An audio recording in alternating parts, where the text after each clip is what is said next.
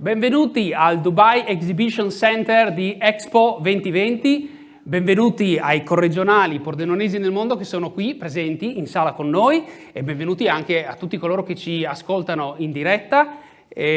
Con noi il presidente di Efasce Pordenonesi nel mondo, Gino Gregoris. Ciao Presidente. Ciao Michele, grazie per la preparazione di questo evento qua.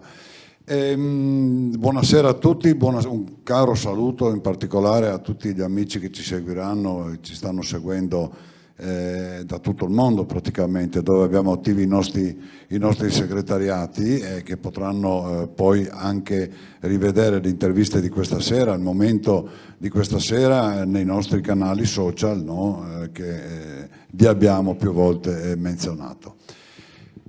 Siamo a Dubai, una meta un po' strana per quanto riguarda un ente come il nostro, ma credo che siano quelle mete che diventeranno sempre meno strane.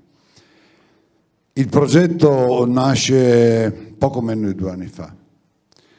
L'Italia è in ginocchio da un punto di vista economico, anche da un punto di vista sanitario, la nostra regione è in sofferenza, la nostra provincia ovviamente segue a ruota, e allora ci siamo posti un obiettivo che era quello di dire: noi che per mestiere non facciamo ovviamente coloro che vanno a portare le aziende, noi promotori industriali, commerciali, non è il nostro mestiere, lo deve fare chi è capace di fare questa roba qua. Noi abbiamo un patrimonio e che sono migliaia di emigranti che sono andati all'estero sia con le emigrazioni storiche sia con la, chiamiamola, nuova immigrazione. E allora ci siamo detti: perché non iniziamo un percorso per cercare di unire, di connettere anche il tessuto economico, no? Della nostra provincia con il mondo, no? Attraverso questi emigranti che possono costituire una antenna anche sotto questo aspetto. E così abbiamo iniziato a fare dapprima un convegno nel 2020, a cui abbiamo fatto seguito nel 2021, sempre parlando un po' di questi aspetti qua. E oggi siamo qui a Dubai perché? Perché abbiamo scoperto che a Dubai ci sono tanti emigranti di nuova generazione, ovviamente, cioè giovani, no? Che qui hanno lavori molto importanti e anche molto prestigiosi, direi, no? Quindi abbiamo iniziato con una che conoscevo personalmente, così, che era del mio paese, e poi via via abbiamo scoperto che non sono 2, non sono 3, ma probabilmente saranno qualche decina. E allora abbiamo detto: veniamo qui e facciamo un segretariato. I segretariati, come sapete, sono i nostri club, sono i momenti così, no? Se è possibile, di ritrovo, i momenti dove facciamo dei ragionamenti, eccetera, eccetera. E abbiamo detto anche qui che è la porta per altri possibili mercati. E comunque quello che ci interessa è anche sentire le storie di queste persone, le storie che li hanno visti protagonisti nella loro attività, nella loro vita qui a Dubai, in Medio Oriente. E quindi questa è una serata dove racconteremo storie di persone, non solamente, no, di lavoro, ma storie di famiglie, perché noi vogliamo sempre essere attaccati. E lo facciamo come Fasce, che ricordo è una delle 7 associazioni regionali della regione Friuli Venezia Giulia, che si occupa del rapporto con i corregionali all'estero. Ecco il motivo per cui siamo a Dubai, come dicevo prima, che non è una meta tradizionale, ma che è comunque un tentativo che stiamo facendo e mi pare stia proprio riuscendo per la qualità di quello che sentiremo stasera e che poi potrà essere rivisto nelle interviste che pubblicheremo nei nostri siti. Ecco, io credo che possa diventare anche un momento importante per scrivere il nostro futuro. Il titolo è Connected for a New Start, connessi per una nuova ripartenza. Nuova ripartenza abbiamo cercato, noi come italiani mi pare sia iniziata, in Friuli, Venezia Giulia ugualmente, insomma nell'ultimo anno c'è stata una ottima ripresa, anche se i problemi non sono ancora terminati, e io credo che proprio questo collegamento che facciamo con i nostri corregionali per sentire le loro esperienze, ma anche per sentire i loro consigli, anche per aspettare da loro che ci indicano alcuni come dire, alcune possibilità anche, no? Che poi noi faremo calare evidentemente a tutte le istituzioni con le quali dialogheremo. Michele. Allora, diceva bene il presidente di EFASCI, abbiamo incontrato in questi giorni persone bellissime e raccontato storie bellissime che tra poco saranno a disposizione di tutti, insomma, per essere appunto ascoltate e guardate, però noi prima di iniziare ci teniamo veramente a nominarli tutti, questi corregionali che abbiamo incontrato, che sono Francesca Forner, Massimo Stella, Nicola Stomei, Giorgio Davidoni, Arianna Grosso, Alessandro Zambon, Massimo Vidoni e Gianluca Pilot, ma anche coloro che incontreremo domani, prima proprio della nostra ripartenza, Alex Maniero, che se non sbaglio sta atterrando in queste ore, rientrando a Dubai dall'Italia, Enrico De Roia, un giovane ragazzo arrivato invece a Dubai da meno di un mese, e la nostra appunto Eleonora Cecco, sanvitese, che insomma ci saluta e vi saluta tutti in questo momento, non è qui con noi perché per lavoro a Riyadh in Arabia Saudita.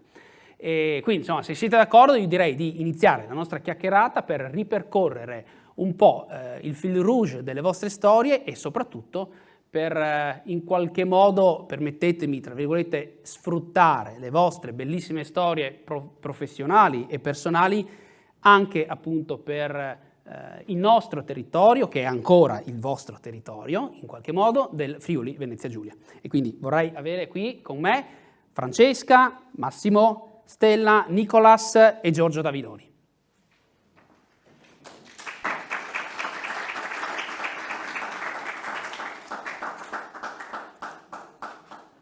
Allora, ci sono microfoni quasi per tutti, quindi insomma poi potete passarveli, insomma. Allora, dicevamo, storie bellissime e storie per ognuno chiaramente un po' diverse e che hanno anche dei fili, insomma, in comune, delle sfumature in comune. E quindi iniziamo un po' a raccontarle queste storie. Massimo, tu sei arrivato non da solo, tra poco insomma, ce lo racconterai tu, a Dubai, se non ricordo male, 6 anni fa, e ci arrivi in realtà non dall'Italia ma dal Lussemburgo. Raccontaci un pochino che cosa è successo appunto 6 anni fa, quando tu già lavoravi come pordenonese all'estero, e di che cosa ti occupi in questo momento. Sì, buonasera a tutti. Sì, come dicevi tu Michele, siamo arrivati qua nel 2015, ottobre 2015.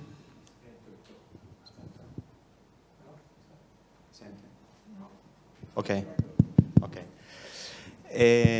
No, si sente. Siamo arrivati a Lussemburgo, io mi occupo del commerciale per un'azienda italiana nell'agroalimentare, ma un giorno, dopo 7 anni in Lussemburgo, ci hanno chiesto: ma voi sareste disponibili a muoverti, a spostarti a Dubai? Io lavoravo già per questi mercati, quindi un pochino non era proprio una scelta, diciamo, totalmente sconosciuta. Abbiamo parlato insieme con Francesca, che è mia moglie, che è seduta qui accanto, e abbiamo deciso: ma sì, prendiamo questa sfida e andiamo. La situazione particolare era che, diciamo, familiare, era che avevamo già un bambino di circa 2 anni e il secondo stava per arrivare, quindi eravamo già abbastanza addirittura d'arrivo quando siamo spostati qua, e praticamente un mese dopo che siamo arrivati è nato il nostro secondo figlio qui, quindi è stato un po' diciamo turbolento il movimento, però è andato tutto bene, e quindi da lì poi è iniziata la nostra vita a Dubai, una vita onestamente bella, stiamo trovando molto bene, anche adesso la famiglia si è poi allargata con un altro bambino che è nato anche lui a Dubai 2 anni fa. E quindi questa è un Quindi pochino vi la siete nostra... trovati proprio bene, insomma. Sì, dai. questa è un pochino la nostra storia. E, devo dire, l'esperienza è molto positiva da tutti i punti di vista. Avete visto in questi giorni, insomma, di cosa si parla, insomma, una città molto accogliente, molto diversa dall'Europa, però allo stesso tempo con moltissime opportunità, cioè se uno ha voglia di fare opportunità ce ne sono tantissime. Quindi questo è un pochino l'incipit della nostra avventura. Giorgio, tu in realtà adesso ti trovi a Dubai, ma Giorgio Davidoni è un pordenonese, è un professionista che è all'estero da una vita, posso dire, 20 anni di carriera e di vita all'estero. Prima di chiederti quando sei arrivato a Dubai, insomma, raccontarci un po' questa tappa, ti chiedo una cosa, so che tu a un certo punto, insomma, hai lavorato in America, hai lavorato in Cina, però c'è un episodio particolare, mi pare di ricordare, rispetto appunto alla tua trasferta in Asia. Ce lo racconti? Sì, beh, innanzitutto volevo salutare il mio vecchio sindaco Gino qua, che mi conosceva quando avevo i pantaloni corti, vero Gino? E quindi se no, ho lasciato San Vito al Tagliamento 30 anni fa, poi ho cominciato per passione a girare il mondo per motivi di studio e di lavoro. No, come sono arrivato in Asia, praticamente lavoravo in Italia a quel punto, dopo l'America, stavamo in Tunisia in vacanza, era 00:15, mi chiama il grande capo dell'America e dico: cosa è successo? Dico: come mai? Dico: mi chiama a quest'ora? E praticamente era il 4 di agosto, mi ricordo, del 2010, e mi dice: Giorgio, abbiamo bisogno di te in Cina. E dico: Steve, dico, lo sai che mia moglie mi ha detto ti seguirò dappertutto ma non in Asia? Non perché avesse dei pregiudizi, però dice: io ti seguirò dappertutto ma non in Asia. Allora dico: vabbè, fammi parlare con la Laura. E dopodiché dico: ma quando devo essere lì? Quando puoi essere lì? Il prima possibile. Il 27 di agosto, era il 4, il 27 di agosto eravamo a prendere casa, a trovare le scuole per i ragazzi. Quindi questo è, diciamo, è stato un grosso cambiamento, una grossa esperienza, però insomma la butti lì, insomma. Vai, a me è sempre piaciuto girare, conoscere, capire cose diverse, sono molto curioso come persona e ho avuto il privilegio di trovare un lavoro che mi permette di coltivare questa mia curiosità. Quindi insomma la capacità di adattamento a cui accennava prima Massimo mi pare di capire è indispensabile, insomma. Assolutamente, ho 3 figli, uno di 23 anni che si è laureato in Canada e adesso lavora qua, uno di 19 che studia in Spagna, a Madrid, e uno di 15 che ieri notte è rientrato dalla Turchia, dove c'è il suo migliore amico, che è uno spagnolo, e la prima cosa mi ha detto ieri sera, ha detto: papà, che bello, il freddo, la pioggia. Questo è cresciuto qua, hai capito? E quindi era così bello, vai fuori, fa freddo, c'è la pioggia. Quindi è tutto un mondo da scoprire. Grazie Giorgio. Nicolas, senti, Giorgio ci diceva che ha ricevuto questa telefonata prima del suo passaggio in Asia in vacanza, e tu invece a Dubai hai deciso di arrivare, è stata una tua scelta, c'è stata una proposta, un'occasione particolare, raccontaci cosa è successo per te. Ma intanto buonasera a tutti. Allora, io a Dubai arrivo più o meno 3 anni fa, sono 3 anni alla fine di questo mese. Prima di Dubai ho fatto 6 anni a Londra, e quando ho deciso che era il tempo di prendere una pausa da Londra, ho deciso di fare un mese a casa, passare Natale in famiglia, e mentre ero a casa il mio vecchio capo, di fatto, il mio vecchio head chef a tempi di Londra mi chiamò, che era già qui a Dubai da qualche mese, e mi offrì la posizione che ho avuto fino a qualche mese fa. La cosa che mi ha spinto a venire qui, come ti ho raccontato qualche giorno fa, era il fatto che mi offrissero un ottimo pacchetto a livello di visto, a livello di volo, di alloggio e di posto di lavoro anche, e quindi quello ha influito molto sul fatto di accettare l'offerta e di venire qua a Dubai. Nicolas, tu sei head chef oggi qui a Dubai. Prima di arrivare qui sei stato a Londra e hai fatto una gavetta, ma anche una carriera molto veloce nel gruppo di, si può dire, penso, di Gordon Ramsay Group. Insomma, arrivare a Londra, uscire dall'Italia in qualche modo ti ha aperto delle porte. Sì, assolutamente sì, è una cosa che ho sempre consigliato a tutti quanti quelli che mi hanno sempre domandato ma perché l'hai fatto, che cosa ti ha spinto, come mai sei rimasto così così tanto fuori dall'Italia, non vuoi tornare. Io ho sempre consigliato un'esperienza all'estero indipendentemente dalla lunghezza, che sia 6 mesi, un anno, un paio d'anni o qualsiasi altro stato europeo o non. Secondo me un'esperienza all'estero, a prescindere, ti aiuta a livello professionale e anche a livello personale, quindi è una cosa che tutti dovrebbero provare. Francesca, è Massimo che ti ha convinto a seguirlo all'estero o viceversa? Spiegaci un po' che cosa è successo agli inizi.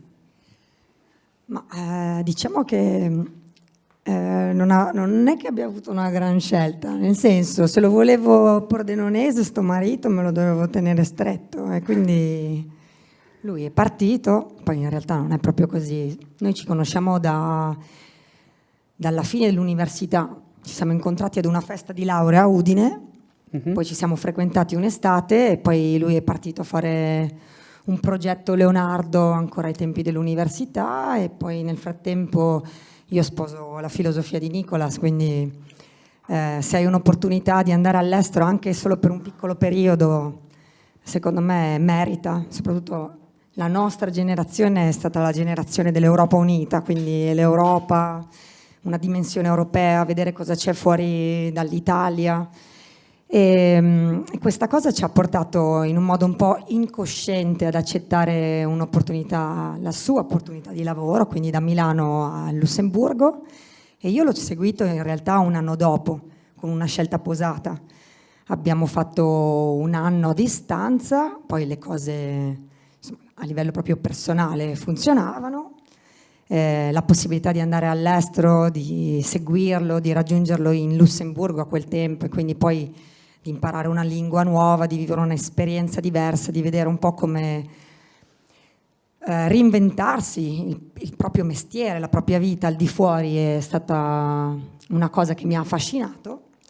All'inizio è stato molto difficile, io parlo soprattutto da donna, da mamma e anche da lavoratrice, non è sempre una passeggiata, noi raccontiamo la parte bella di questa avventura, però ci sono sacrifici, ci sono rinunce, c'è fatica, c'è del tempo speso, ci sono dei tentativi che non sempre vanno subito a buon fine.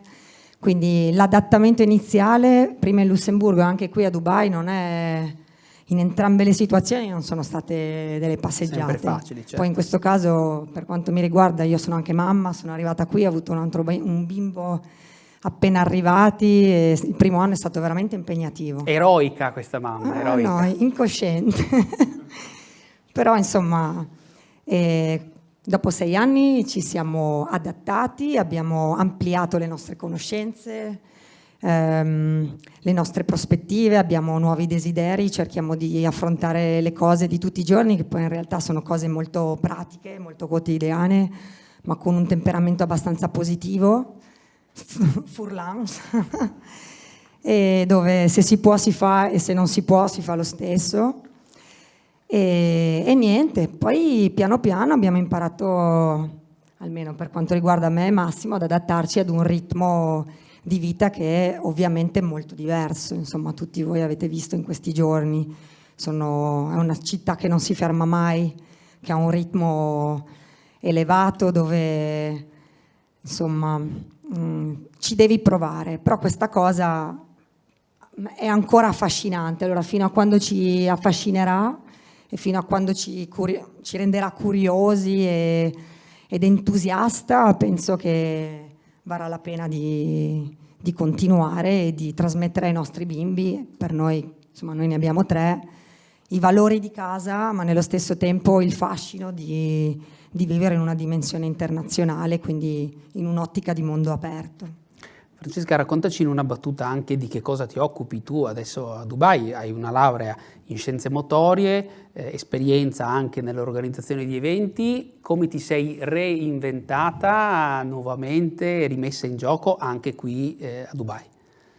Qui a Dubai, io ho abbandonato la dimensione degli eventi, che aveva invece caratterizzato la mia vita prima di Dubai, quindi in Lussemburgo, perché ho fatto principalmente una scelta di famiglia, con 3 bambini, lavorare negli eventi in una città così grande che non si ferma mai, era impossibile. E siccome io ritorno lì al punto, ma quando le cose si fanno bene o non si fanno, come ci insegnano a casa, gli eventi non erano più la cosa giusta. Oggi io insegno in uno studio di Pilates, sono un insegnante di Pilates che niente di più della ginnastica posturale, della ginnastica correttiva, e poi 3 anni fa ho fondato un piccolo progetto con altre ragazze e lavoriamo con le donne nell'ambito prenatale, quindi insegno ginnastica in acqua per le future mamme, e quella che alla Ginnasium Pordenone, Diciamolo, la Fausta, ricordiamolo. insegna da tantissimi anni, che è la mia grande maestra, insomma, Cristina Cecchini Fante e Fausta, assolutamente, e porto avanti questa cosa, sperando, insomma. Quindi un'esperienza da sportiva, formazione da sportiva, mamma, e ti sei messa a servizio delle mamme, insomma. Delle donne. In un paese arabo. Certo. Sì. Giorgio, prima non lo abbiamo detto, tu sei direttore delle risorse umane, ti occupi da una vita di risorse umane per una grande realtà americana. Raccontaci un pochino questa parte del tuo lavoro e ti chiedo anche subito, oggi in questo mondo iperveloce e ipertecnologico, e insomma qui lo vediamo senz'altro, senza ombra di dubbio, quanto è importante oggi prendersi cura delle risorse umane, non solo in una grande azienda, ma anche magari in piccole realtà.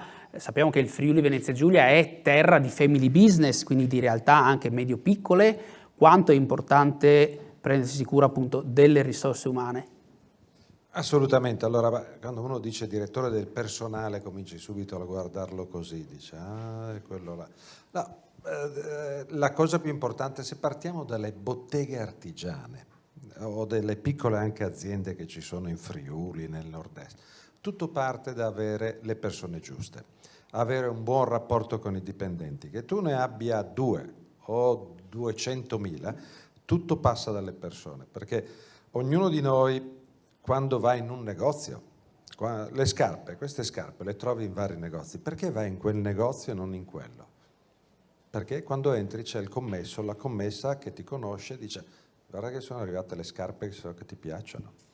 Quindi ti conoscono, creano un'esperienza, una relazione con te. Quindi lavorare nelle risorse umane è fondamentale, perché non è un discorso di prodotti. I prodotti ormai sono uguali dappertutto. Vuoi una penna? Tutte le penne sono uguali. Vuoi un computer? I computer sono uguali. Quello che fa la differenza è mia mamma. L'altro giorno l'ho sentita, viene qua fra 10 giorni e mi ha detto devo fare la scheda nuova per venire a Dubai, e dice sono andata in questo negozio a San Vito al Tagliamento, dice sai perché c'è questa tua vecchia amica, è così simpatica, ha sempre un bel sorriso. Non mi ha detto che il piano che le hanno proposto costa meno di un altro, non mi ha detto che le hanno dato qualche telefono, mi ha detto che la ragazza che la serve sempre a quel negozio ha un bel sorriso. Per cui nel mio ruolo lavorare alle risorse umane è fondamentale, perché la mia responsabilità è quella di creare dei sistemi per riuscire ad attrarre le persone migliori in azienda, essere sicuro che quando sono in azienda sono soddisfatte, siano trattate bene, si sentano bene con i colleghi, con i supervisori, con chi lavora con loro, perché poi questo viene tutto trasferito sul cliente, che è l'esperienza. Dice, quando Francesca parlava, sono sicuro, no? Ci sono sicuramente molte signore che organizzano questi training, questi allenamenti per le mamme in piscina. Però avete sentito quanto Francesca ci metteva del cuore quando parlava di come lei prepara le mamme per il parto in piscina? Cioè è questo che fa la differenza.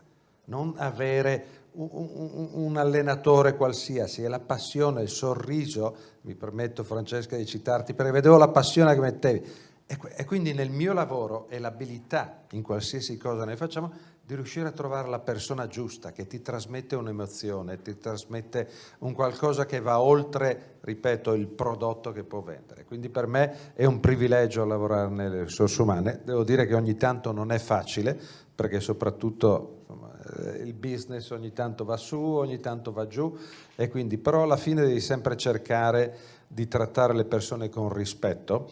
Come dico sempre io, se ne parlava con te l'altro giorno, no? Mi dicono: ma Giorgio, tu che hai girato vari paesi, è diverso le persone? Ho detto: guarda, un esempio che uso sempre, quando ero in Cina mi hanno chiesto: ma quanto sono diversi i cinesi? Ed ero in America. Ho detto: non c'è differenza, la gente in tutto il mondo vuole essere trattata con rispetto e trasparenza. Se tu c'hai un americano alla tua sinistra e un cinese alla tua destra e tutti e due sono assettati, non è che ti devi fare tanti problemi. Acqua, tutti e due hanno bisogno di un bicchiere d'acqua. Ricordati che l'americano vuole un bicchiere molto grande con del ghiaccio dentro, il cinese vuole un bicchiere piccolo con l'acqua tiepida. Questo è quel 10% che, se fai come noi che lavori in paesi diversi, devi capire, ma non devi crearti delle cose. Alla fine, se uno ha sete, ha bisogno di acqua, devi solo capire l'ultimo 10%, che è una differenza culturale, di educazione, quello che è. Però, ripeto, quando io leggo, sento parlare che complicano tutto, no, siamo esseri umani, trasparenza e rispetto. Poi capisci quel 10% che fa la differenza e sei a posto e puoi relazionarti con tutti. Grazie Giorgio.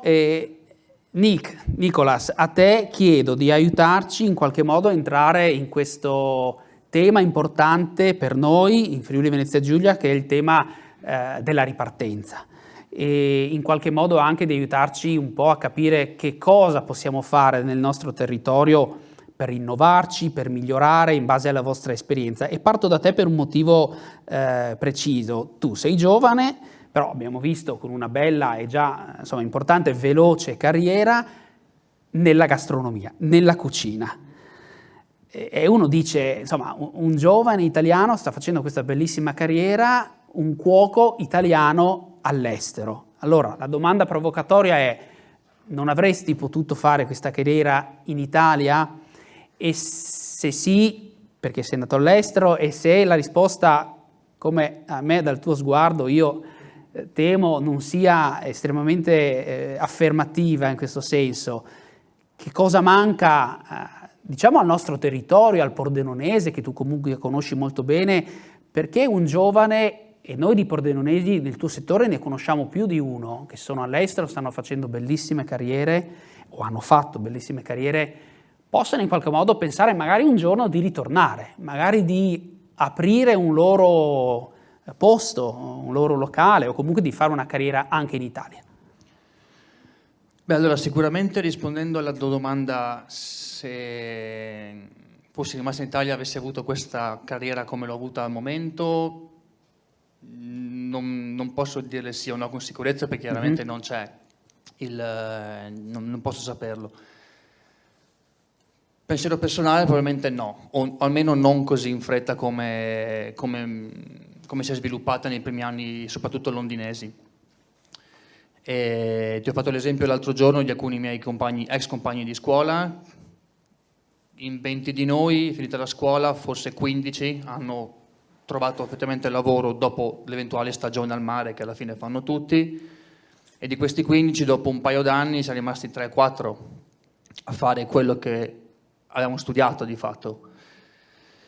E di questi 3-4 io non ero più in Italia, un paio di ragazzi per magari motivi o familiari o personali comunque sono andati in altre regioni o in grandi città quantomeno, e e quel restante 1 o 2 ragazzi sono rimasti in zona, adesso mi viene in mente tra Sacile e Pordenone in particolare, però mi hanno sempre detto che mi hanno quasi invidiato, nel senso a loro c'era qualcosa che li teneva fermi lì, che sia la famiglia o magari, non lo so, io amorosa o quello che era. Mi hanno sempre invidiato il fatto che io ero fuori, perché da fuori sembra tutto più bello, no? Anche magari, come diceva Francesca prima, noi raccontiamo la parte bella, ma ce n'è di dietro da dire. È giusto dirlo, insomma, che la fatica non manca. C'è un sacco di cose, sì, un sacco di sacrifici, perché io sì, ho fatto 6 anni a Londra e i primi 2 anni ero da solo. Cioè, conosci sì i tuoi colleghi, qualcuno fuori, ma tutti i legami che vivi in Italia, c'è il telefono, ma non è come essere lì. Quindi sicuramente non è facile, e secondo me quello che ha spinto tanti ragazzi a non fare più quello per cui avevano studiato di fatto 3 anni o 5 anni, quello che è il fatto che non c'è tutta questa offerta, come dire, invitante. Soprattutto si sta dibattendo in questi mesi in Italia nell'ambiente, insomma, del ristorante, dell'hotel, di questi stipendi, di questi pacchetti, di questi datori di lavoro che non offrono un pacchetto invitante a ragazzi che si fanno 16-18 ore al giorno per niente. Ecco, ripetiamolo, 16-18 ore al giorno, perché insomma, no? Sì, non è un lavoro, con tutto rispetto, non è un lavoro d'ufficio, è un lavoro sicuramente che tu sia in cucina, che sei in sala, con le rispettive differenze. Inizi la mattina, non sai quando finisci. Io ancora adesso non so quando finisco. Io so che inizio la mattina alle 8:30, 9, quello che è, e quando mi dicono a che ora finisci stasera? Boh, non lo so. Dipende. Quindi non è una cosa facile. Io personalmente non ho mai guardato all'aspetto economico perché mi piace quello che faccio, e se lo faccio è perché ho la passione che mi spinge a farlo. Chiaramente mi metto nei panni di un ragazzo di magari 16 anni che si vuole approcciare a questa cosa. Magari adesso rispetto a 10 anni fa ci pensa 50 volte prima di dire vado a fare la stagione per 1.000 euro al mese tutti i giorni da giugno a settembre. Quindi secondo me le risorse ci sono, c'erano quando ho fatto scuola io, sono un sacco di ragazzi che è un peccato che non abbiano continuato, perché secondo me valevano, se non più di me, quanto me, però per un motivo o per un altro hanno dovuto mollare o si sono arenati in ambienti dove non c'è sbocco per loro. Grazie Nicolas. Giorgio, Nicolas ci diceva le risorse non mancano, insomma sappiamo che appunto tu di risorse te ne intendi, però allora che cosa manca?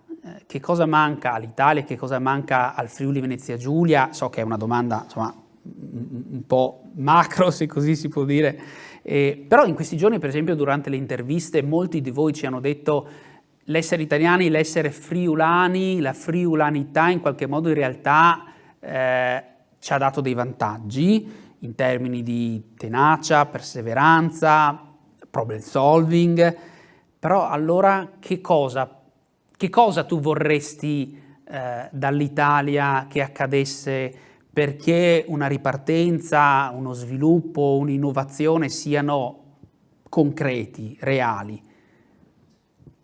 Ma non lo so, è difficile, però se io dico ma dell'Italia, dico cosa la gente sa? Ah, il Rinascimento, se andiamo più recentemente l'Olivetti, quindi nel 1950, cioè sono 70 anni che non facciamo niente, che viviamo di rendita, che diciamo che è il paese più bello del mondo, ma campiamo su quello che 2, 3, 4 generazioni fa hanno fatto.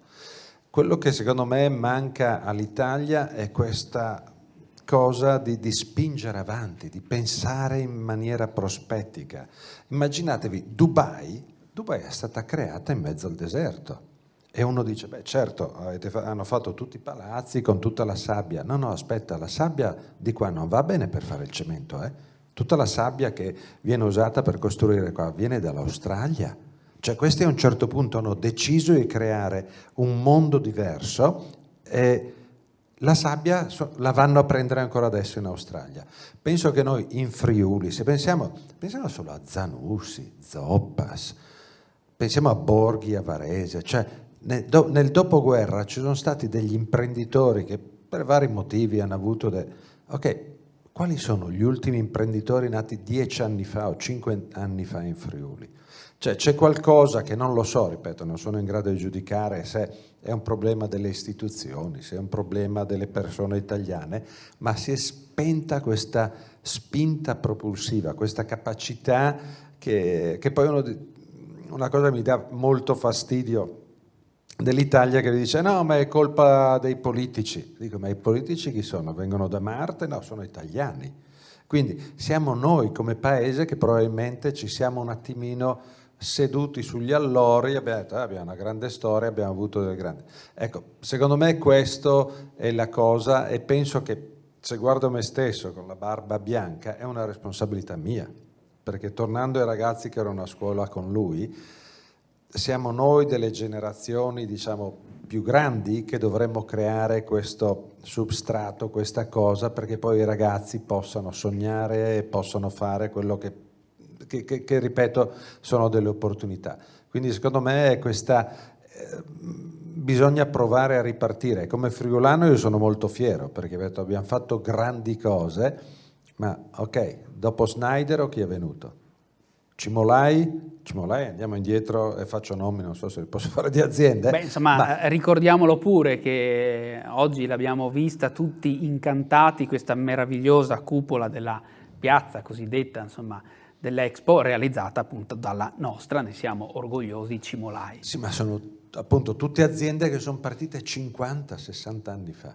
Quindi questo, ripeto, non so dove sta la scintilla, perché non sono assolutamente in grado, però sarebbe bello rivedere in Friuli, in Italia, un altro giovane che fa partire un altro Olivetti, un altro Cimolai, un altro Agnelli o quello che vuole essere, che fa ripartire delle opportunità. Se noi pensiamo che chi è la catena più grossa di caffè al mondo? Starbucks, una catena americana, cioè il caffè viene dall'Italia.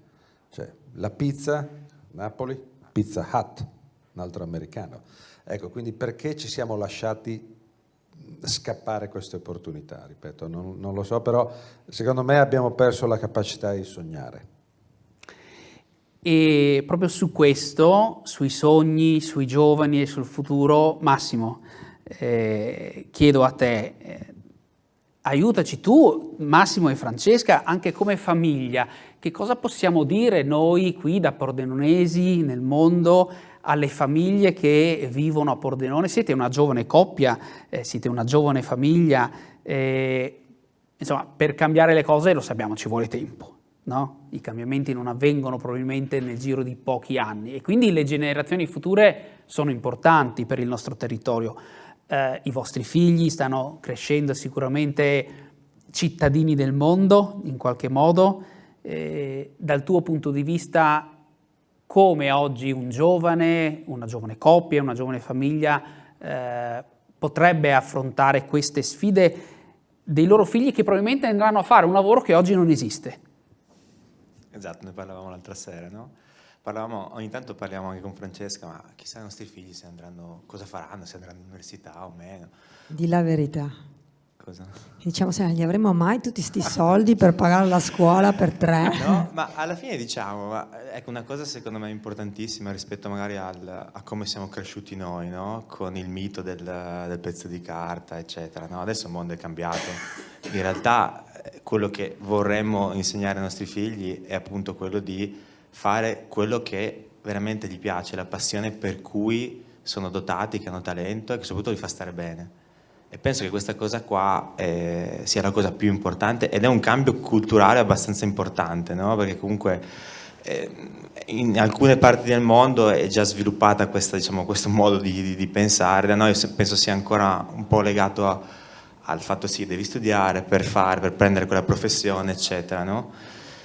Poi un'altra cosa secondo me è fondamentale, anche la cultura, dirò una cosa magari un po' impopolare, ma la cultura del fallimento anche, no? Del provare, del fallire, del capire dove hai fallito e di riprovarci, soprattutto per chi vuole fare un'attività sua, no? Io forse sono un cattivo esempio perché non l'ho mai fatto, però conosco delle persone che hanno provato a fare delle attività e perché magari non sono riuscite dall'inizio, non hanno avuto successo all'inizio, allora vieni subito tacciato, no? Di ok, non va bene. Invece alla fine in altre culture che abbiamo avuto la possibilità di conoscere c'è questa cultura del fallimento che è propedeutico al successo dopo. E questo penso sia una cosa molto importante che cerchiamo di insegnare anche ai nostri bambini, sono piccoli, no? Però sai, anche nelle cose quotidiane, nel perdere una partita di calcio, nel prendere un brutto voto a scuola, insomma è questo tipo di mentalità che onestamente abbiamo un po' imparato anche fuori, penso sia importante per farli diventare diciamo, cittadini del mondo, perché alla fine, ma non solo per i nostri figli, penso anche per tutti gli ragazzi che crescono adesso, il mondo è la loro arena, perché adesso se vuoi puoi andare in qualsiasi parte del mondo e soprattutto con una differenza rispetto al passato, che adesso ci andrai per scelta tua.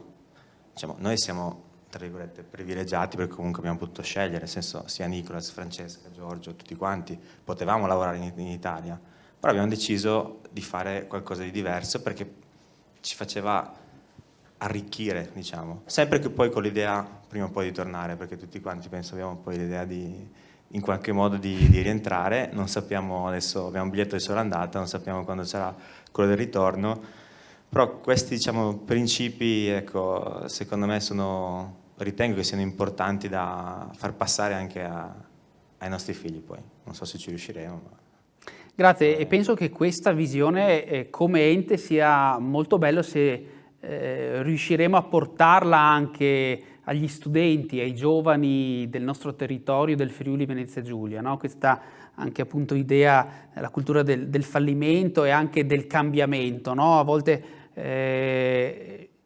cambiare vuol dire in realtà aver compreso, no? Che c'è un passaggio da fare, c'è una scelta magari diversa e in realtà è una maturazione, in realtà. Cambiare fa paura, no? Perché alla fine non sai cosa troverai dall'altra parte. Però molte volte, delle volte ti può andare bene, delle volte può andare male, però comunque ti arricchisci sempre perché comunque impari qualcosa. Quindi anche questo, secondo me, lo slegarsi un pochino dai sistemi, dal pensare in silos, no? Come si dice, solamente in una direzione, questo penso sia molto importante. Giorgio? Yes, se posso, mi piace molto quello che ha detto, la cultura del fallimento. Io lavoro per un'azienda che è stata fondata nel 1876 ed è una delle più grosse aziende farmaceutiche al mondo. Questa è la quinta azienda che il nostro fondatore ha fondato, perché le 4 di prima è fallito, ha fatto 4 volte bancarotta quest'uomo, prima di riuscire a trovare la via giusta. Quindi ti ascoltavo mentre lo dicevi, questo ha sbagliato 4 volte, ma ha imparato ogni volta. Quindi mi piace ascoltandoti. Non lo sapevo, però è una cosa fondamentale questa. Ed è un problema secondo me della nostra cultura, senza far dare diciamo, colpe a nessuno, però siamo cresciuti un pochino così, no? Che quindi non hai fatto bene diciamo, nella tua attività, quindi non fare bene in futuro. No, in realtà, anzi, sbagliando poi possiamo fare meglio.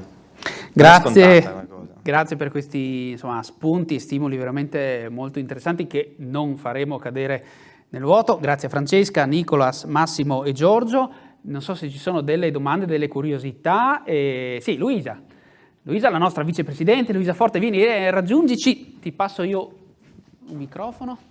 Grazie. Sì, volevo ringraziarvi per questi interventi, questa prima tranche di interventi. Proprio partendo da queste ultime cose che avete detto, ci sono delle...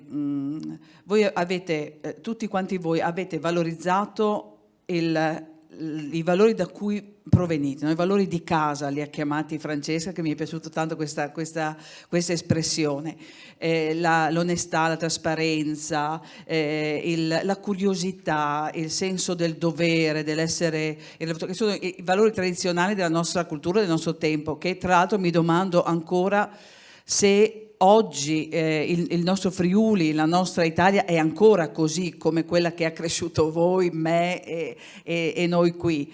E quindi un punto di domanda mi verrebbe da fare anche in questo senso: qual è il terreno su cui oggi stiamo costruendo le nuove generazioni e il futuro della nostra regione, del nostro paese? Ma nello stesso tempo avete anche saputo mettere in evidenza i limiti un po' di questi valori da cui proveniamo, no? Per cui se si sbaglia si fa brutta figura, no? Bisogna essere sempre bravi, sempre diligenti, no? Ecco, un popolo santo, onesto, lavoratore e punto, no? Che non sbaglia mai. Non so se sia così, però che si possa imparare anche dagli altri contesti, dalle altre culture, credo che sia anche questo uno spunto importante. Questa apertura in cui noi siamo cresciuti, un'apertura all'Europa, ma ormai è diventata un'apertura al mondo, e che ci propone anche di a nostra volta stimolare i nostri giovani a non aver paura, a provare, anche andare all'estero per vedere com'è il mondo fuori e poi ritornare, eccetera, che ci sia questa osmosi, insomma questo ossigeno che dà un po' di vita anche al nostro paese. Mi domando, io sono un insegnante e quindi quando sento parlare cerco sempre di pensare, no, al mio mondo, al nostro mondo di insegnanti e di mondo della formazione e dell'educazione. Allora mi chiedo, voi avete avuto una vostra formazione o professionale o tecnica o insomma una vostra formazione, preparazione, educazione in Italia. Evidentemente deve essere stata positiva, buona quella che avete ricevuto, credo, perché se poi avete potuto impiegarla anche all'estero avendo successo, forse l'anello debole non è, e domando a voi e a quelli e a coloro che interverranno dopo di voi, l'anello debole è la formazione, come si dice, no? Che la scuola non va, eccetera. Però insomma voi siete la dimostrazione che comunque un po' per la scuola vostra, per l'esperienza, un po' per l'incoscienza, un po' per la voglia di intraprendere strade nuove. Qual è stato il ruolo della vostra formazione e educazione in tutto questo? Vi ha aperto, vi ha chiuso, vi ha dato prospettive, vi ha dato basi oppure no? E che cosa si può fare in questo senso? Allora direi una battuta, chi risponde così a questo stimolo, insomma, di Luisa, e così poi lo chiediamo anche, insomma, agli altri colleghi corregionali che sono qui.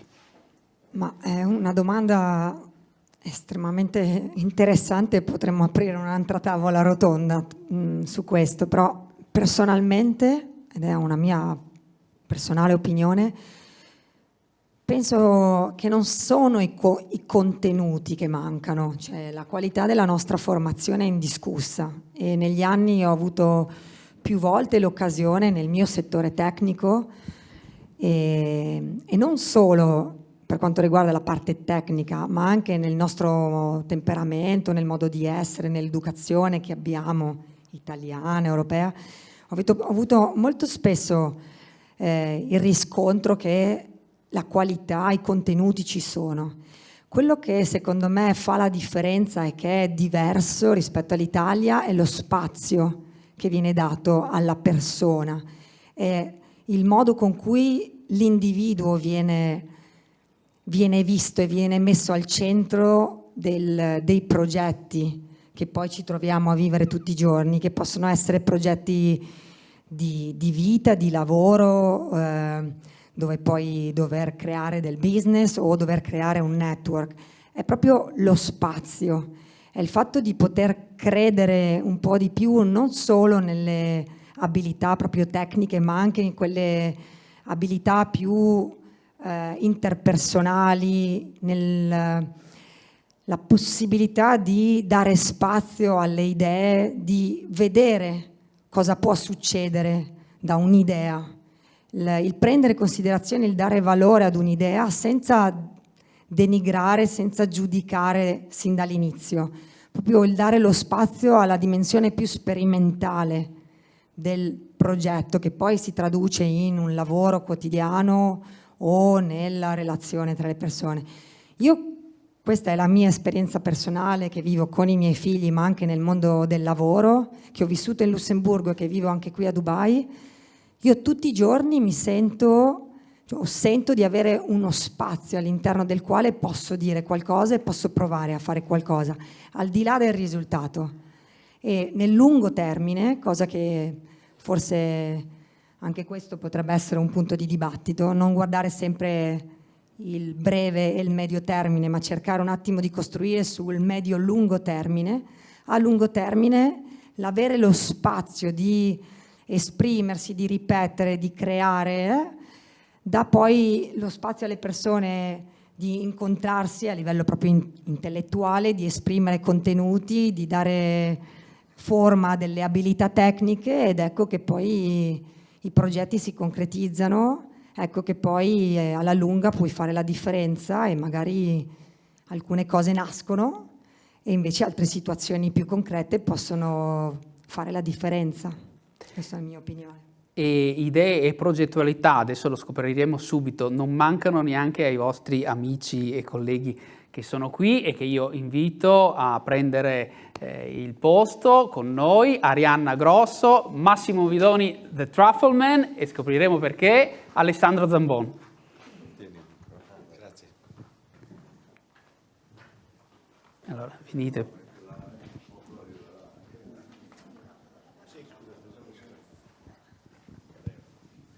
Adesso i microfoni bastano per tutti. Massimo. Buonasera a tutti, salve. Ciao Massimo, insomma dicevo, non potevo non annunciarti con quello che ormai insomma ti rappresenta, The Truffleman, e raccontaci un pochino perché, insomma, da dove è nata, appunto, Francesca bene diceva prima, no? Idee, sviluppare idee, progetti nel medio e lungo termine, ci vuole perseveranza, ci vuole tempo, e Sì, tu assolutamente. un progetto, e che progetto l'hai costruito? Sì, diciamo, ricollegandoci prima alla formazione della scuola, io sono totalmente un fallimento della scuola, della formazione italiana. Mi hanno espulso dal Kennedy per la bomba, mi hanno fatto cavalli conti, ho dovuto andare a Roma a fare l'esame di diploma, non l'ho passato, però poi mi hanno accettato all'NYU a New York, così, ad honorem. E quindi, non so, è un po' diverso per me. Io sono sempre stato magari più fuori le righe, diciamo il discolo a scuola. E quindi costantemente costanti baruffe con mio papà, così come io sono andato via a 21 anni, sono andato a New York. Così ho provato a NYU, ho fatto prima cameriere in un ristorante, da lì ho capito che, per esempio, io ho sempre avuto quella di comprare e rivendere le cose, cercare di fare prodotti nuovi. Ho incominciato a comprare e vendere tartufi di straforo e venderli ai vari ristoranti. Poi sono andato ho voluto lavorare per una ditta, la ditta che aveva la più grande ditta di tartufi nel mondo, che era Urbani Tartufi, che aveva un ufficio anche a New York. Non mi volevano prendere e quindi ho detto: guardate, mi date un catalogo, quello che vi vendo mi date una percentuale, non pagatemi finché non lo vendo. Ho cominciato a vendere, lo vendevo bene, e dopo sono diventato il sales manager per questa ditta dopo 5-6 anni lì a Manhattan, poi Brasile, Sud America, Giappone, ho cominciato a fare nazionale e poi ho chiuso i rapporti e ho aperto la mia ditta e ho incominciato a fare le stesse cose. Quindi comprare e vendere tartufi con un mio marchio, perché ho notato che ad esempio all'estero sì, c'è il marchio italiano, però se tu non sai produrre un marchio italiano, se la gente non sa che marchio sia, oppure dove c'è, sì, conoscono la Ferrari, c'è la Lamborghini, ma se qualcuno la Panda la vendesse come una Lamborghini in Cina all'inizio, pensano che il marchio Panda come il marchio 500 sia uguale. E quindi ho cominciato a fare i prodotti tutti con un marchio sempre italiano, prodotti tipo un miele al tartufo con l'oro dentro, quindi quando vedi quello lì vanno fuori di testa e non esiste, e pubblicizzi il mio marchio. Faccio un aceto balsamico di Modena qua che sembrano le palle di neve che vedi tipo a New York con la Statua della Libertà, qua c'è Dubai dentro e vedi, quando la smuovi vedi l'oro che nuota. Sono cose diverse, e lì ho incominciato a prendere piede il mio sogno di fare la ditta qui. Ho cominciato questo eravamo a New York, scusate. Dopo 18 anni in New York ho venduto la ditta e sono venuto a Dubai. Volevo andare a Shanghai, mia moglie non voleva, ho una moglie irlandese, è la mia seconda moglie, la prima era americana. E niente, avevo una bambina 1 anno e mezzo, siamo venuti qua a Dubai e ho ricominciato, ho riaperto un'altra ditta, un po' alla volta, adesso sono 10 anni che ho l'attività. Siamo, penso, la ditta leader di tartufi e caviale che c'è qui negli UAE. Siamo italianissimi, la mia ditta si chiama Ital Touch, vado a dire all'agenzia TikTok, if I touch you, you become Italian, e tutti, no,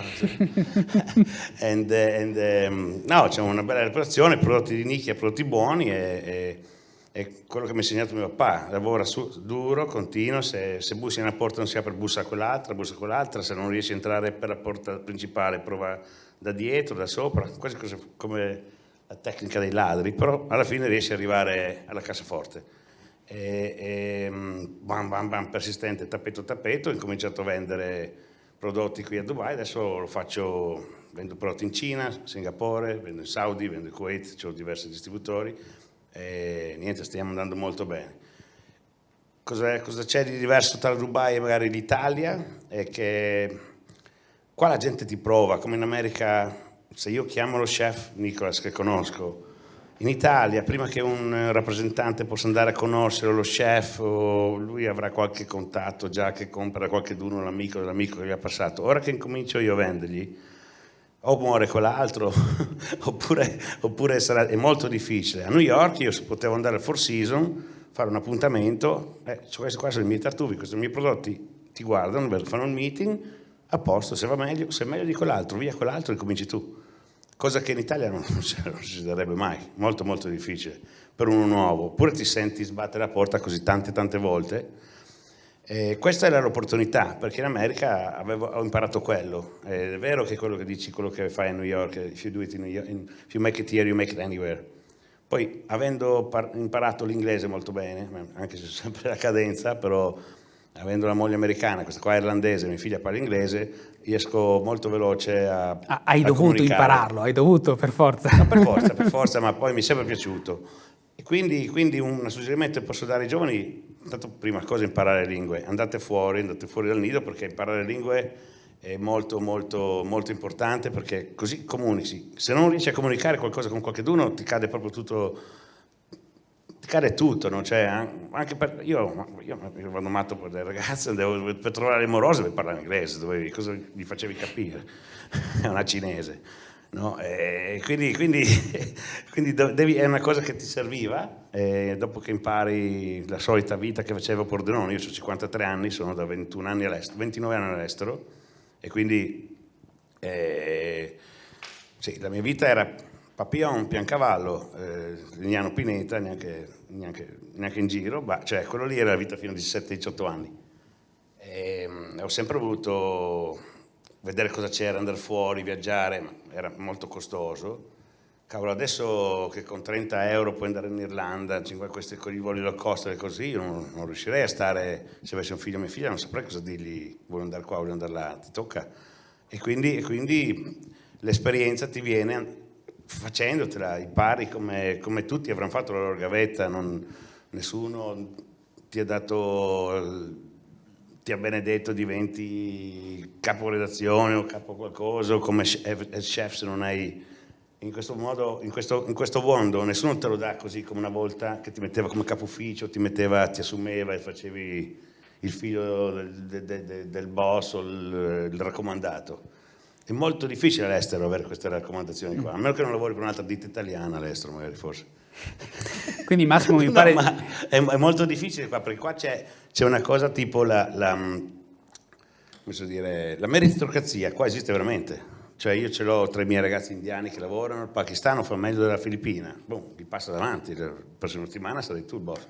Cioè c'è veramente, non esiste qua che se lei lavora come me prendo io più di lei perché sono maschio. Quello che dobbiamo ancora arrivare noi in Italia, penso che qua sia già, non solo qua a Dubai, ma penso nel mondo intero, quando vai all'estero. Cioè se tu vendi, 100, farai il 5% di 100. Se tu vendi 10, fai il 5% di 10, basta.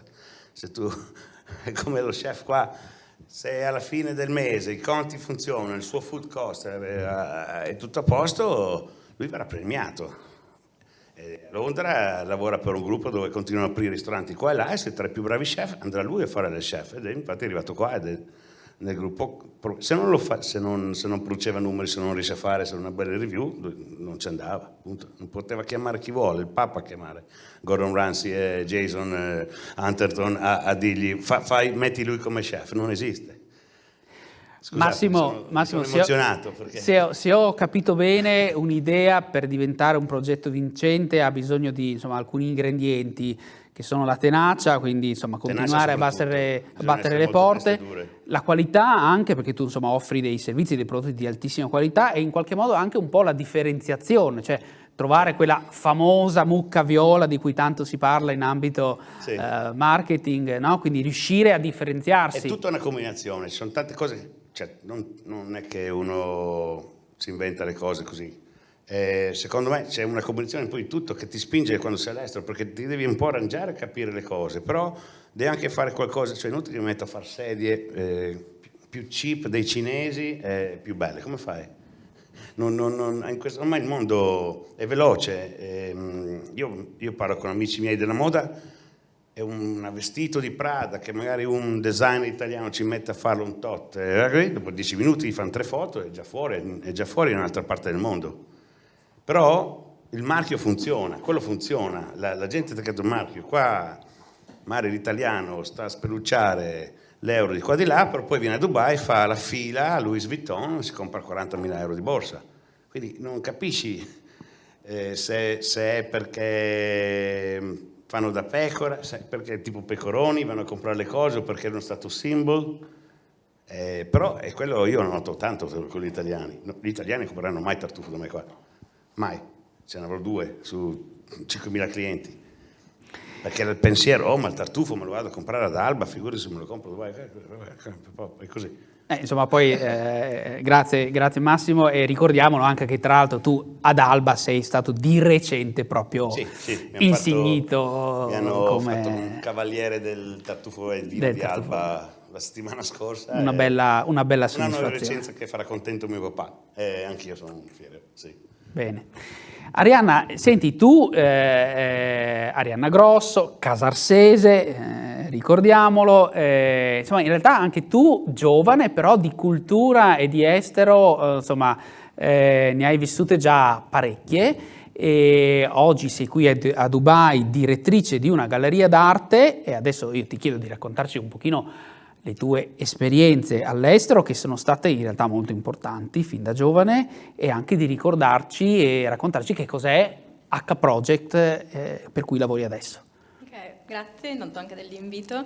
Dopo questi racconti appassionati di Truffleman non so se posso competere, devo fare un corso accelerato. Niente, la mia storia è nell'ambito artistico, liceo d'arte a Udine, Sello. Però ho capito che la mia carriera d'artista non era quello che volevo. Quello che mi appassiona è l'organizzazione nel campo artistico, quindi coordinare, gestire eventi culturali, la galleria in questo momento o altre istituzioni. Sì, ho iniziato da giovane, diciamo, andare all'estero, ho fatto l'esperienza culturale, uno scambio culturale tramite Intercultura in Cile per 6 mesi, in quarta liceo, dove ho imparato lo spagnolo, e che mi ha permesso in realtà poi anche di ottenere il lavoro a Venezia per un'azienda che organizza gli allestimenti di mostre anche per la Biennale. Okay. Quello che diceva prima per le lingue è fondamentale, soprattutto adesso che le famiglie sono composte da coppie miste, i bambini perlomeno 2 lingue li parlano tutti i giorni, e quindi chiaramente da italiani sapere solo italiano che è parlato in una sola nazione, ok, è la lingua più studiata al mondo, però comunque ti serve qualcos'altro, quindi che sia l'inglese, che sia lo spagnolo, che sia qualsiasi altra cosa, però sì, quello è fondamentale. Poi altre esperienze, Londra, perché è immancabile passare da lì, l'Australia anche, che è stata meravigliosa, dove ho vissuto lì 1 anno, e poi sì, Dubai. E Dubai come è arrivato? Una storia curiosa, a Venezia giocavo a rugby e una mia compagna di squadra conosceva i proprietari della galleria che le hanno offerto il lavoro. Lei però in quel momento non se la sentiva di lasciare l'Italia, non aveva voglia di trasferirsi e io ho visto uno stimolo nuovo, un'opportunità, ho detto perché no, ok, e quindi sono qua. Sono qua ormai da 3 anni. La galleria si occupa di arte contemporanea del continente africano, quindi è molto specializzata ed è un'arte veramente affascinante. Chiaramente non si può dire l'arte africana perché l'Africa ha 54 stati e hai un'infinità di culture e di tipi d'arte che sono infiniti, come nel resto del mondo.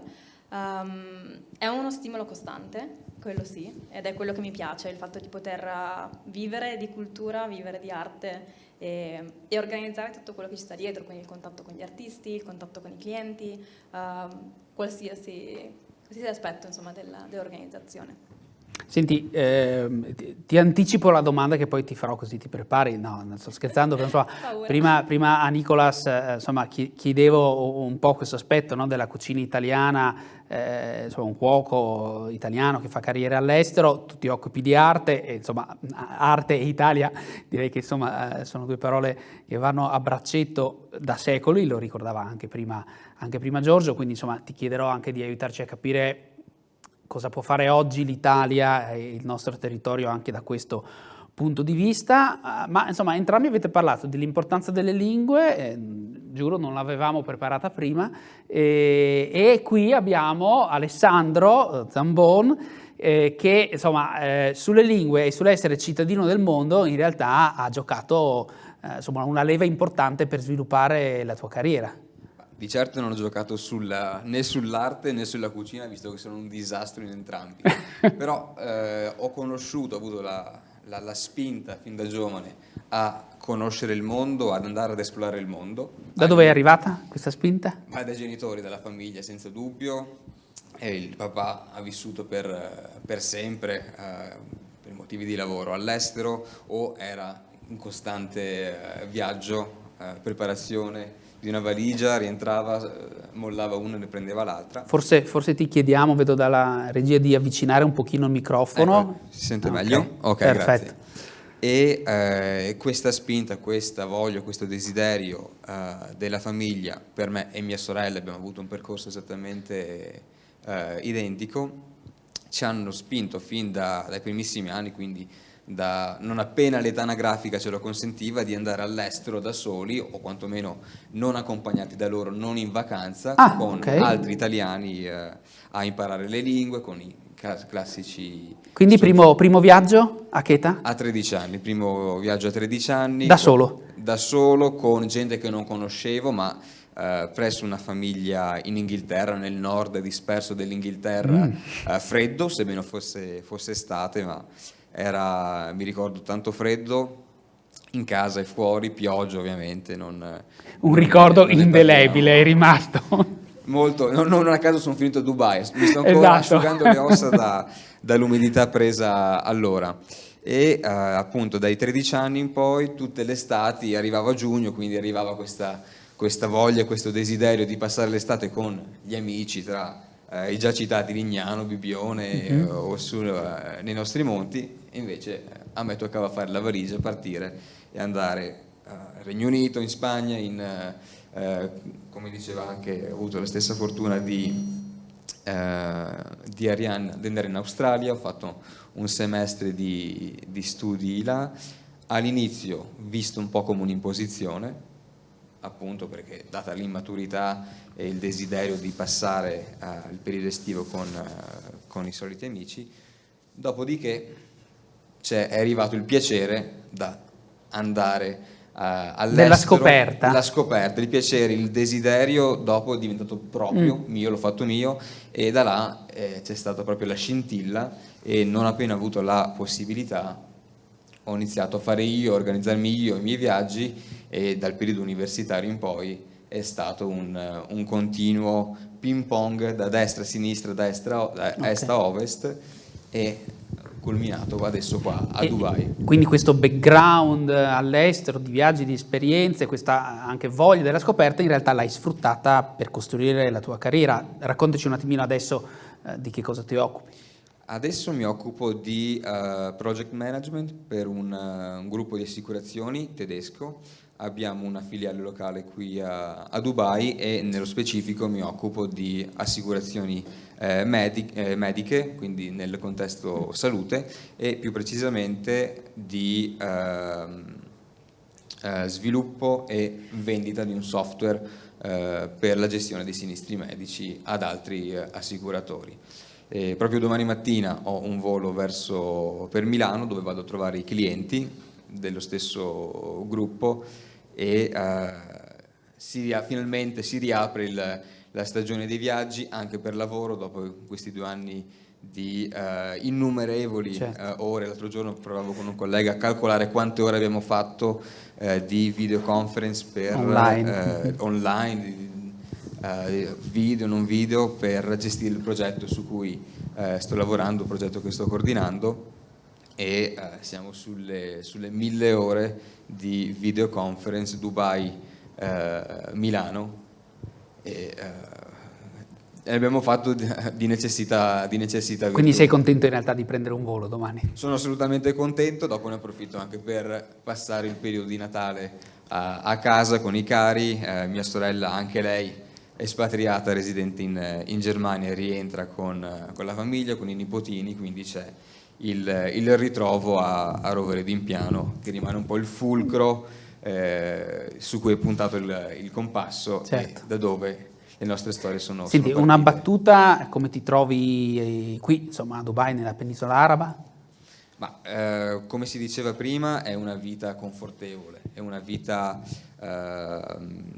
non voglio dire semplice, perché comunque le difficoltà degli espatriati sono note. Non è come essere a casa, non è come avere la famiglia e tutti quanti i cari di sempre dall'altra parte della strada, però rispetto ad altri posti in cui ho vissuto, gli Stati Uniti o l'Asia come Hong Kong, senza dubbio è una vita più facile, i servizi non mancano, e se mettiamo da parte quei 4-5 mesi di temperature estreme, c'è un mondo da scoprire all'esterno anche qui a Dubai, quindi mi trovo molto bene. Grazie Alessandro, e insomma abbiamo dato il tempo ad Arianna di prepararsi. Arianna, senti, dicevamo Italia e arte, mondo dell'arte, storia dell'arte, insomma, arte a 360 gradi. Non possiamo dire che manchi, non possiamo dire che non ci sia la formazione, tu stessa ne sei una testimonianza. E che cosa secondo te può fare anche il Friuli Venezia Giulia per sviluppare questo ambito, questo settore? Tra l'altro so che tu, se non ricordo male, già da Venezia hai fatto delle cose anche nella tua terra d'origine, e abbiamo scuole molto importanti anche in Friuli dal punto di vista artistico, una su tutto, insomma, la scuola internazionale del mosaico. Dacci uno spunto da questo punto di vista. Ok, ci provo. Certo. Diciamo che l'Italia, confermo che all'Italia non manca niente, ma tanti campi, bisogna solo migliorare in alcuni aspetti. Riconoscere per esempio il fatto che abbiamo tanto valore, il fatto che con l'arte si può mangiare, il fatto che può dare lavoro e può dare anche un ritorno. L'hai detto, L'hai detto, è una frase importante, che con l'arte si può mangiare. Sì, ma confermo questo. Ci sono anzi parecchie esperienze che finalmente stanno uscendo al riguardo. Sì, può dare da mangiare, può dare lavoro e può avere anche un ritorno economico molto importante su tutta la zona che ha un bene artistico, che ha un museo, che ha qualsiasi altra cosa di importanza artistica e culturale. Sì, in Friuli ho avuto la fortuna di organizzare una mostra a Villa Manin di Passariano nell'ambito del centenario della Grande Guerra, tramite un'associazione che abbiamo creato in realtà con degli amici a Venezia. Abbiamo organizzato questa mostra che riprendeva le fotografie storiche e messa a confronto invece con alcune opere di arte contemporanea di artisti veneti o friulani. E il Friuli ha tantissimo a livello di arte, a livello di cultura, sia creato dall'uomo che naturale. La mia opinione è che semplicemente va valorizzato, va capito quello che si ha, non si deve aver paura di dire io ho questo. Siamo sempre molto timidi al riguardo, e invece no, abbiamo tanto, diciamolo, e perché no, mettiamoci in rete e facciamolo scoprire. Quello che in Friuli e forse in Italia manca è la comunicazione. Ehi, qua c'è questo, ehi, qua c'è qualcos'altro. Se non lo dici non si sa. Una volta ho organizzato un progetto e la comunicazione è partita molto tardi, e in realtà un ragazzo che conoscevo bene, sai quelle persone che conosci ma non troppo, mi fa, beh, ma se non comunichi tanto vale a non farlo. Io sono rimasta chiaramente malissimo, perché è un colpo al cuore, dici, ho speso mesi e mesi a organizzare e questo è il risultato. Sì, la comunicazione va organizzata ed è necessaria.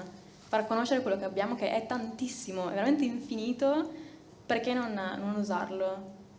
E perché non godere di questo? In effetti forse su questo non siamo proprio bravissimi, anche nel nostro territorio è vero, risorse di tutti i tipi ce ne sono, umane e non solo, insomma, territoriali, d'arte, per il turismo, eccellenze anche nel mondo imprenditoriale ce ne sono tante, e forse effettivamente un mea culpa dal punto di vista della comunicazione e del saperlo valorizzare, no? Esportare anche all'estero, forse effettivamente dobbiamo farcelo. Un sogno nel cassetto di Arianna, direttrice di galleria d'arte, da realizzare? Oddio, non lo so, viaggiare di più? Il mio sogno sarebbe dirigere un museo nella vita. Vediamo... Diciamo quale, che così insomma magari chissà. Allora, il sogno sarebbe il Guggenheim di Bilbao, però bisogna conoscere una lingua, anche lì, e non sono capace. Per ora mi sto impegnando con l'arabo, vediamo dove mi porta questa nuova avventura. Allora buona fortuna. Grazie.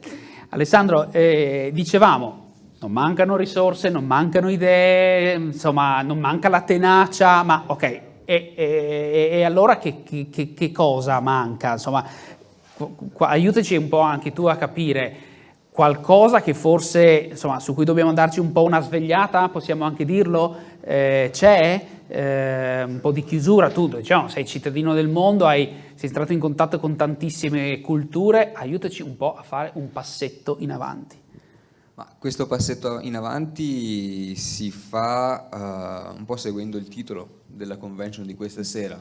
La prima parola è il pilastro connected, questa connessione, la comunicazione con di quello che si ha, di quello che si fa, di quello che si è capace di fare in Italia, in Friuli, anche nel Pordenonese.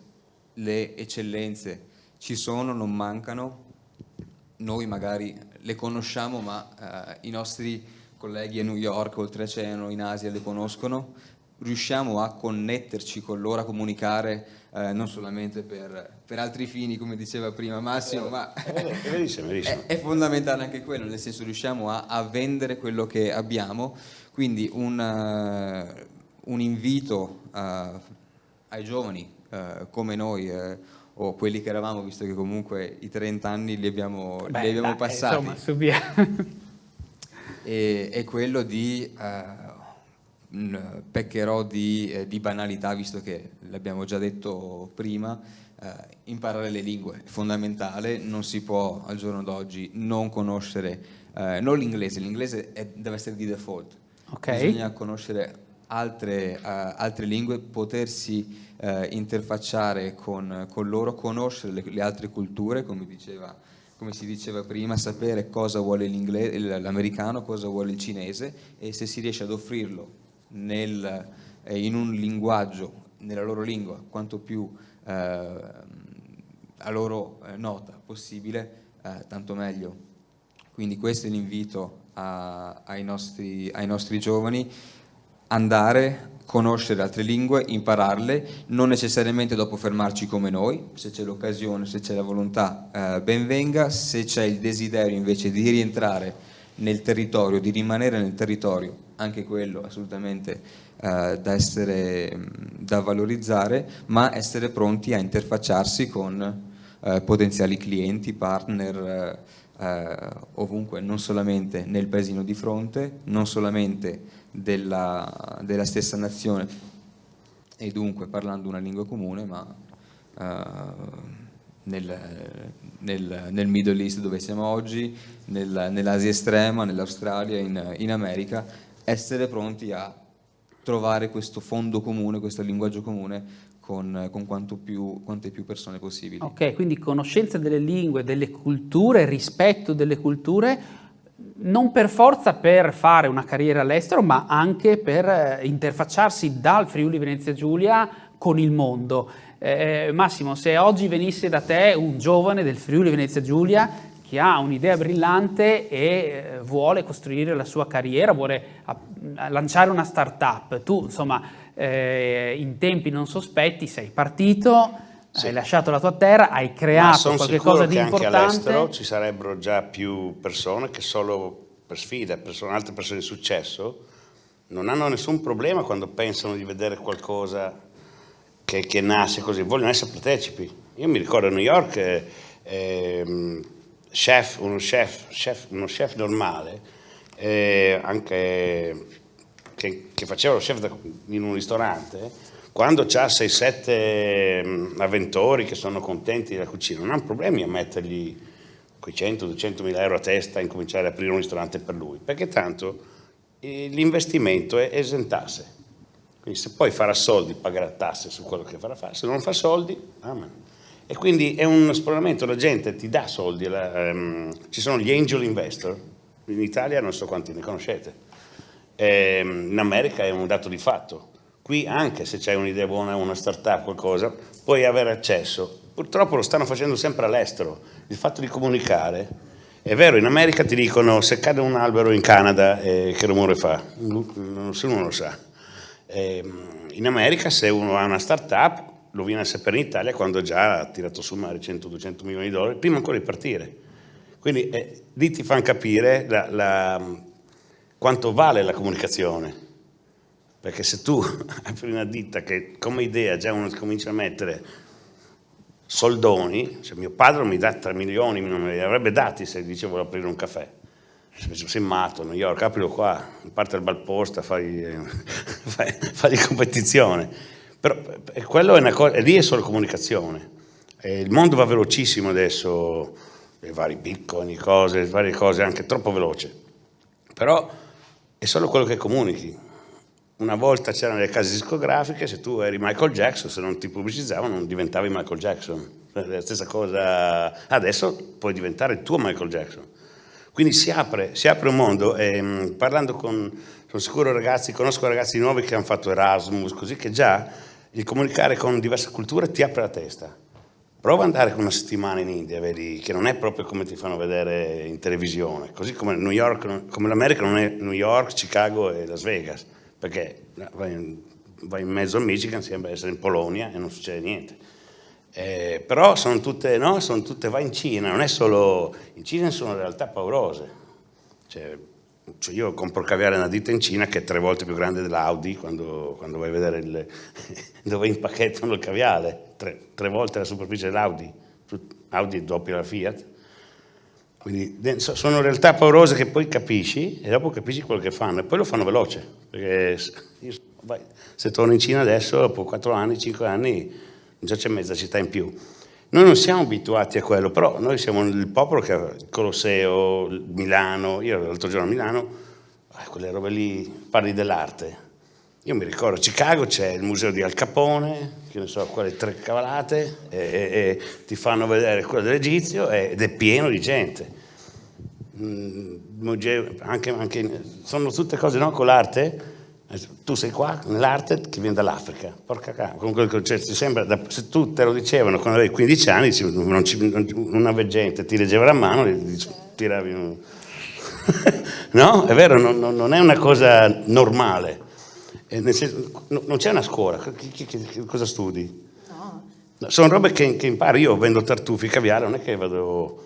è una cosa che ti viene la passione e poi te la aggiusti tu. Poi ti scegli tu la tua via, quello che ti piace, o ti cerchi le opportunità, perché vai fuori. Quello che secondo me siamo bravi a fare in Italia è sul vedere a tutto tondo, nel senso, se tu mi chiedi una cosa ma io non ce l'ho, magari so chi ce l'ha, Assolutamente, faccio sì. rete, ci si unisce e in qualche modo si combina. Quello è una cosa che adoro dell'Italia, che un problema te lo risolvono o una cosa viene fatta in qualche modo. Oppure magari vai lì e dici andiamo a fare il weekend ad Amsterdam, i miei amici non neanche morto, però 5 ore di macchina su giù a Riccione lo si faceva. Esatto. Una cosa che posso dire ai giovani pordenonesi che è vero, abbiamo un sacco di cose in Friuli e siamo anche testardi, quindi quando c'è qualcosa in testa, ma va avanti, continua, sbatti la testa, vale la pena, per me vale la pena la persistenza e non sta sempre a sentire gli altri, cioè quelli negativi, cioè prova. Massimo, guarda che ti chiamiamo in Friuli a dirle queste cose, preparati. Ma io le dico sempre, io ho i miei amici che fanno sempre le stesse cose che facevo io 20 anni fa.